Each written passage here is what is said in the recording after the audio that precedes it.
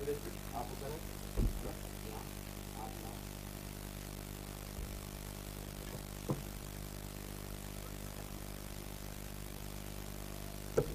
राष्ट्रीय स्वयंसेवक संघ की अखिल भारतीय प्रतिनिधि सभा की प्रेस ब्रीफिंग में आप सबका स्वागत है, अभिनंदन है।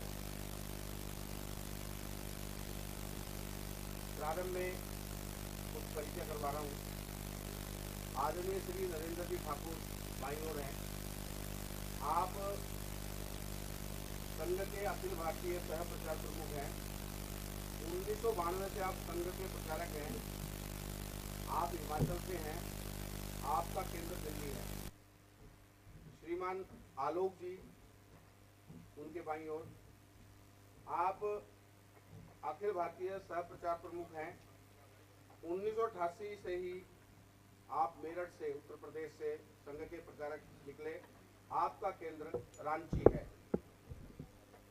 श्रीमान अनिल कुमार जी इधर दाईं ओर हैं। आप क्षेत्र के प्रचार प्रमुख हैं। 1991 से हरियाणा से ही आप संघ के प्रचारक हैं। आपका केंद्र दिल्ली है। मंच पर उपस्थित आदरणीय श्री पवन जी जिंदल बाईं ओर, आप हरियाणा प्रांत के माननीय प्रांत संघ चालक हैं। आपका निवास गुरुग्राम में है। आज हमसे जो बात करने वाले हैं आदरणीय श्री सुनील जी अंबेकर, आप अखिल भारतीय प्रचार प्रमुख हैं। आपका केंद्र भाग्यनगर हैदराबाद में है। आप 1990 से महाराष्ट्र से संघ के प्रचारक निकले। आज की प्रेस ब्रीफिंग में मैं श्रीमान सुनील जी अंबेकर से निवेदन करूंगा कि वो हम सबसे बातचीत करें। सभी को नमस्ते। राष्ट्रीय स्वयंसेवक संघ की प्रतिवर्ष अखिल भारतीय प्रतिनिधि सभा की बैठक होती है। इस वर्ष की ये बैठक 12, 13 और 14 मार्च को इसी परिसर में समालखा, जो पानीपत जिले में है, वहीं पर निर्धारित है। 12 तारीख को प्रातः ये प्रतिनिधि सभा का शुभारंभ होगा और 14 की शाम को इसका समापन होगा। प्रतिनिधि सभा में 1400 से अधिक, 1400 से ज़्यादा प्रतिनिधि अपेक्षित है, जिसमें संघ के अखिल भारतीय कार्यकारिणी के सभी लोगों, जिसमें विशेषकर पूजनीय सरसंघ चालक डॉक्टर मोहन जी भागवत, माननीय सरकार्यवाह दत्तात्रेय जी होसबले, सभी सहसर कार्यवाह और इसके साथ ही कार्यकारिणी के सभी सदस्य और विविध संगठन के जो संघ प्रेरित स्वयंसेवकों द्वारा संचालित संगठन है, उनके कुछ चयनित प्रमुख पदाधिकारी भी यहाँ अपेक्षित हैं। इसके अलावा प्रांत के और क्षेत्र के माननीय प्रांत संघ चालक, क्षेत्र संघ चालक और कार्यवाह और प्रांत कार्यवाह, क्षेत्र कार्यवाह, इसके अलावा अन्य सभी पदाधिकारी यहाँ पर अपेक्षित रहेंगे। तो ये सबसे बड़ी और सबसे महत्वपूर्ण निर्णय की दृष्टि से बैठक होती है। ये प्रतिवर्ष होती है, इस वर्ष यहाँ पर हो रही है। इसमें विशेषकर विश्व हिंदू परिषद से श्रीमान विनायक राव जी और श्रीमान आलोक कुमार जी उपस्थित रहेंगे। मजदूर संघ से श्री सुरेंद्र जी उपस्थित रहेंगे और हिरणमय पांड्या जी उपस्थित रहेंगे। विद्या भारती से दोषी रामकृष्ण राव और गोविंद महंती जी उपस्थित रहेंगे। ऐसे विभिन्न सभी संगठन से भी यहाँ पर प्रमुख पदाधिकारी उपस्थित रहने वाले हैं। बीजेपी से श्री नड्डा जी और श्री BL संतोष जी भी यहाँ पर उपस्थित रहेंगे। लगभग सभी 34 संगठनों के पदाधिकारी यहाँ उपस्थित रहेंगे।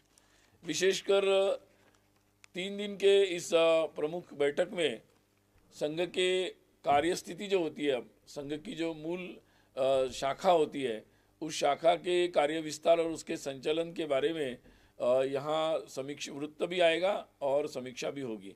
ये प्रतिवर्ष हम इसकी योजना भी बनाते हैं और उसकी वृत्त आता है और समीक्षा भी होती है और आगे की योजना बनती है। इस बार विशेषकर संघ के आने वाले 2025 में 100 वर्ष पूर्ण होने वाले हैं। इस निमित्त विशेष कार्य विस्तार की योजना, शताब्दी निमित्त कार्य विस्तार योजना ऐसी बनी थी। 2021-22 और 22-23 ये 2 वर्ष उस योजना के अभी पूर्ण हो रहे हैं। तो इस दृष्टि से इसके भी वृत्त यहाँ पर आएगा और विशेषकर कार्य विस्तार की दृष्टि से जो विशेष योजना बनी है उसकी भी समीक्षा होगी। अगला जो वर्ष है 23 और 24, इसमें उस योजना को पूर्ण करना है। तो उस दृष्टि से कैसे और अधिक तरीके से कर सकते हैं, नए नए प्रयोग कई प्रांतों ने इसके लिए किए हैं। कई सारे लोग विस्तारक बनकर, प्रवासी कार्यकर्ता बनकर इसके लिए नए नए जगहों पर गए हैं।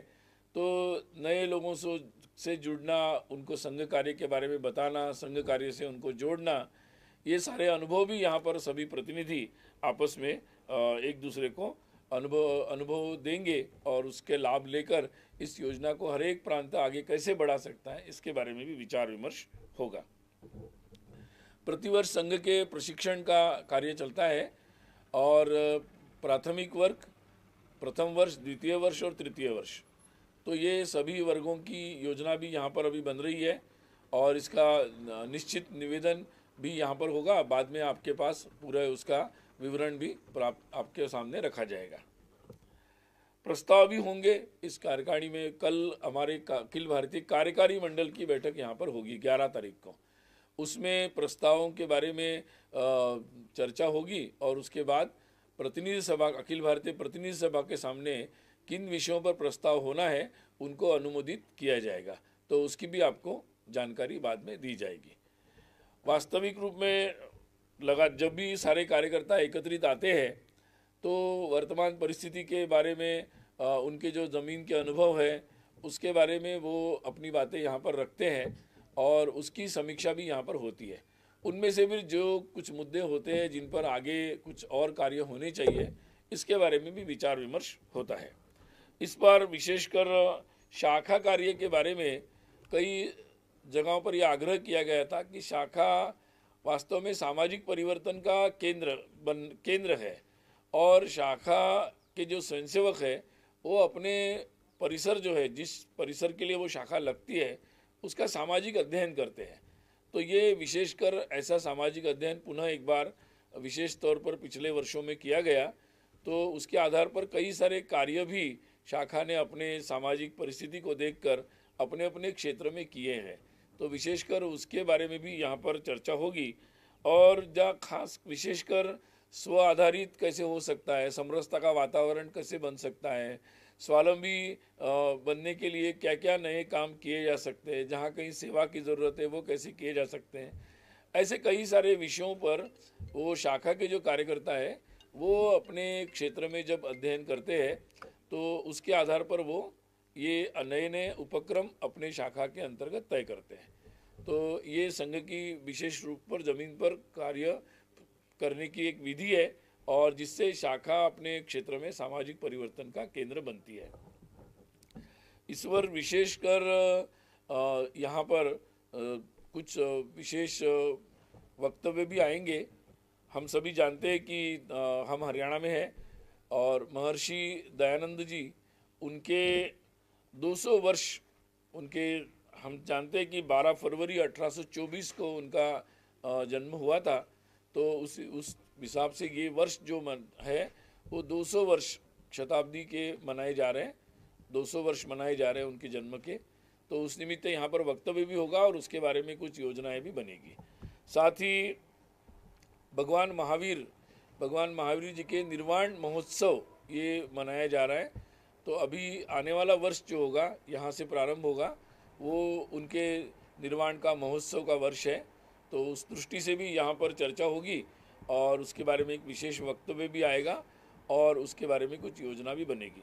तो ऐसे कई विषयों पर यहाँ पर चर्चा होगी और विशेषकर नागरिक कर्तव्य कैसे सामान्य लोग कर सकते हैं, उस दृष्टि से स्वयंसेवक जो है, अन्य संस्थाएं, लोग उनसे संपर्क करते हैं और उनके साथ मिलकर कई प्रकार के कार्य करते हैं, जिसमें पर्यावरण के कार्य होते हैं, जिसमें धार्मिक आध्यात्मिक कार्य होते हैं। तो ऐसे कई कार्यों के बारे में भी यहाँ पर विचार विमर्श होगा और पिछले कार्यों की समीक्षा भी होगी। तो सामान्यतः अगले परसों जो 12 तारीख को जो प्रतिनिधि सभा आरंभ होगी, अखिल भारतीय प्रतिनिधि सभा, उसमें इन विषयों पर चर्चाएं होने वाली है और समय समय पर आपको जो विषय वहाँ पर आएंगे उसके बारे में अवगत भी कराया जाएगा और विशेषकर अंतिम दिन में 14 तारीख को माननीय सरकारेवा प्रेस को संबोधित भी करेंगे। उस समय और विस्तार से बैठक की सारी जानकारी वो आपके सामने रखेंगे। धन्यवाद। हाँ जी जी। आलोक कुमार जी भी इस बैठक में रहने वाले हैं जी। तो उन्होंने भी हाल में भी बयान दिया है कि देश में जो जनसंख्या बढ़ रही है इसके लिए मुस्लिम जिम्मेवार हैं। तो क्या जनसंख्या नियंत्रण को लेकर भी कोई चर्चा होगी, कोई प्रस्ताव आएगा, ऐसा माना जाए? ऐसा है, कई विषयों पर यहाँ पर चर्चा होगी और जब सारे प्रतिनिधि आते हैं कार्यकारी मंडल में तो वो अपने अपने अनुभवों के आधार पर या वो कई सारे विषय यहाँ पर उठाते हैं और सारे लोग मिलकर चर्चा करके, क्योंकि सभी विषयों पर तो प्रस्ताव नहीं आएगा, तो कोई एक दो विषयों पर यहाँ पर निश्चित रूप से प्रस्ताव आएगा। अभी स्वाधीनता के जो अमृत महोत्सव हुआ है, आने वाले समय में अमृत काल भी है, आने वाले समय की दृष्टि से उस पर भी यहाँ पर विचार होगा और पूरे देश भर में क्या कार्य होने चाहिए इसके बारे में भी चर्चा यहाँ पर होगी। देश में कई सारे राज्यों ने यूसीसी को लेकर कानून भी बनाया, लेकिन देश में एक व्यापक चर्चा हो रही है, तो क्या संघ इसके बारे में भी विचार करेगा? जैसे मैंने कहा अभी, वही जवाब है कि बहुत जितने भी सारे विषय आप कई सारे विषय यहाँ प्रतिनिधि अपने अनुभव के आधार पर उठाते हैं और फिर उस पर विवेचना होने के बाद ही आगे का दिशा बनती है। सर, आपने कहा किसी एक दो विषय पर प्रस्ताव आएगा, तो क्या ये चर्चा के बाद तय किया जाएगा? हाँ, कार्यकारी मंडल जो होता है उसमें चर्चा होती है, अखिल भारतीय कार्यकारी मंडल, और उसके बाद जो जिनका अनुमोदन होता है वो विषय फिर अखिल भारतीय प्रतिनिधि सभा के सामने प्रस्ताव के रूप में रखे जाते हैं। ठीक है। संघ में प्रस्ताव पारित होते हैं, प्रस्ताव की जो अहमियत है उसको लेकर कुछ आप बता सकते हैं या फिर 70-75 साल की यात्रा में कुछ ऐतिहासिक प्रस्ताव जिन पर काम किया गया हो? नहीं, संघ में जो भी प्रस्ताव आते हैं वो सामाजिक विषयों पर आते हैं कि जैसे प्रस्ताव सामाजिक समरसता के संदर्भ में प्रस्ताव आया, पूजनीय सरसंघ चालक जी ने उसके बारे में बाद में वक्तव्य भी दिया कि सभी जगहों पर समान या सामूहिक मंदिर, सामूहिक जल का स्थान, सामूहिक स्मशान होना चाहिए।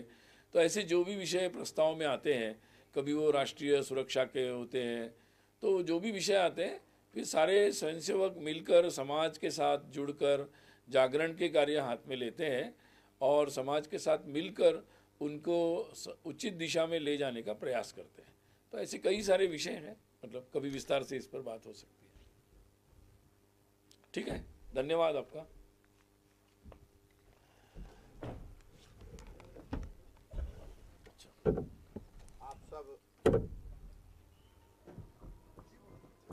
आप सब यहाँ पर आए, आप सबका धन्यवाद।